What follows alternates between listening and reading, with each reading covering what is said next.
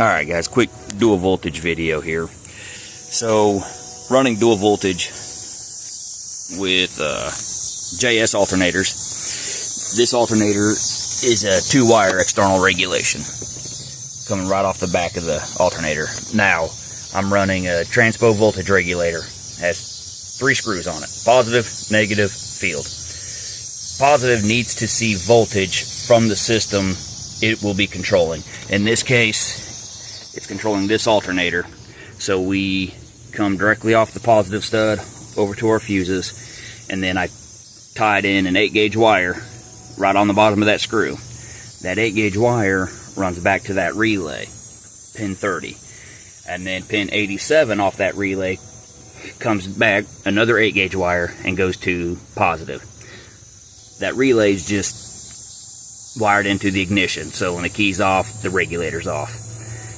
Negative off the regulator just goes directly to a ground, and that shares the ground with that relay. And then the field terminal goes to the wire on the back of the alternator. The second wire off this alternator goes to ground, so I took it right to the back of the case.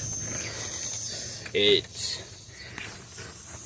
not completely isolated from the vehicle, so the ground points back there work just fine. It is still grounded through here and through here, but I took the ground wires off my batteries in the back and ran them all the way back to the alternator case to eliminate any interference in the frame rail.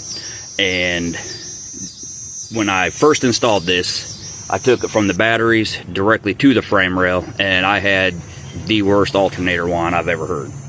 So I eliminated that and decided I wanted to run them directly back to the alternator case, and that eliminated almost all of the alternator whine. I mean, if you're sitting in the vehicle with the AC off and the car running, no music playing, you can hear a little bit, but as soon as you turn the volume up to 1, you can't. So I'm completely satisfied with that. Anyway, I couldn't find much online as far as grounds and, you know, actually what wire needs to go where, so I wanted to make a quick video, you know, show you guys, and I hope this helps, man.